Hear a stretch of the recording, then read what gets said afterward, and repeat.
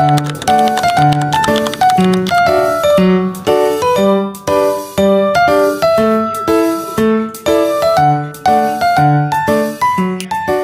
buhay! This is Cervicala ng Mommy Kring Kring. Kaso naswerte ka nga mga mare, eto't nga't naplatan nga kami, o diba parang Friday the 13th nga lang, jaro.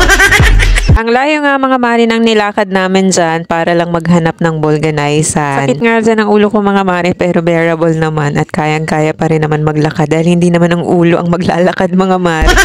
Sa hinaba-haba nga mga mare ng paglalakad, eto't nakahanap na nga kami ng bukas pang pabulganizan. Pero mga ilang minuto nga lang din mga mare, nagsarado na rin nga itong shop na ito. Akala nga namin mga mare magpapabulganize lang kami, yung pala ay magpapalit na naman ng interior dahil wasak na wasak nga, gawa nga ng pako. Diba, napakaswerte.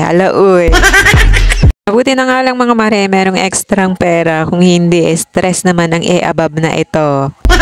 At habang nagbibili nga kami ng interior, eto nga mga mare, at binidyo ko na rin nga yung shop nila. Pero hindi ko promote yan. At eto nga mga mare, nandito na rin nga kami. At kauuwi nga lang namin ito at talagang legit na masakit nga ang ulo ko. At gusto ko talaga magpahinga dyan mga mare. Pero eto, tamang upo nga muna ako at hindi ko pa nga rin natatanggal yung bag ko dyan. Tuwing hapon nga mga mare, eto, nandito na naman nga tayo sa era na palagi ngang masakit ang ulo ko kapag umuwi kami. Hindi ko nga alam kung bakit na naman nga. Konting pahinga nga lang yung ginawa ko dyan mga mare. Pagkatapos nga tinawag nga ako ng aking anak at gusto nga daw niyang mag-electric pan. Kaya eto nga at inayos ko nga yaan. Hindi ko talaga yung pinapagamit mga mare ng electric pan na siya lang nagpla-plug dahil baka nga makuryente. Kaya nga mga mare kapag ka nasa trabaho pa kami ay talagang kinakabahan nga ako dahil nga naiiwan nga yan mag-isa dito sa bahay dahil umaalis na nga si Papa kapag ka nakauwi na nga yan sa hapon. At nagwalis na rin nga ako dyan mga mare dahil parang isang araw na akong hindi nagwawalis dyan at talagang mabuhangin na siya. Kapag kagabi kasi mga mare na merong tao dyan ay hindi na rin nga ako nagwawalis. Talagang sa kusina at kwarto na nga lang ako nagwawalis, kaya nga parang isang araw nga akong hindi nakapagwalis dito sa sala.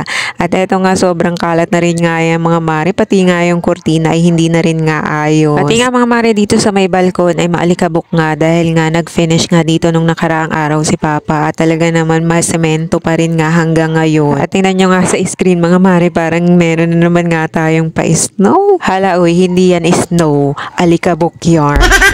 At pagkatapos ko nga dyan mga maring magwalis ay pumasok na rin nga ako sa loob at doon naman nga ako nagwalis sa aming kusina. Papiyaw na walis nga lang yan mga mare dahil magwawalis naman nga ako ulit dyan. Tapos eto nga mga mare, i-flex ko na rin nga itong rechargeable LED sensored light na nabili ko at matagal na rin nga ito mga mare at gamit na gamit ko nga ito. Eto nga mga mare, nagbibigay buhay sa aming lutuan. Kapag wala nga ito mga mare, parang walang buhay nga at ang lungkot-lungkot. At eto nga mga mare, meron tayong papitik dyan. O, tingnan nyo nga, diba? Napakaganda niya nga mga mare kapag ka meron nga pailaw. At meron nga yan magnet mga mare, kaya hindi nga kayo mahirap sa pag-alis at pagbalik nga dyan kapag ka na-charge nyo nga yan. At eto nga mga mare, dahil low bat na rin nga yan, i-charge ko na nga yan. O siya, sige na nga mga mare, at napahaba na naman nga ang ating chika. Maraming salamat sa pagsama hanggang dulo. So ulitin muli at kung hindi ka pa nakapalo kay Bicolanong Mommy, baka naman. O siya, bye!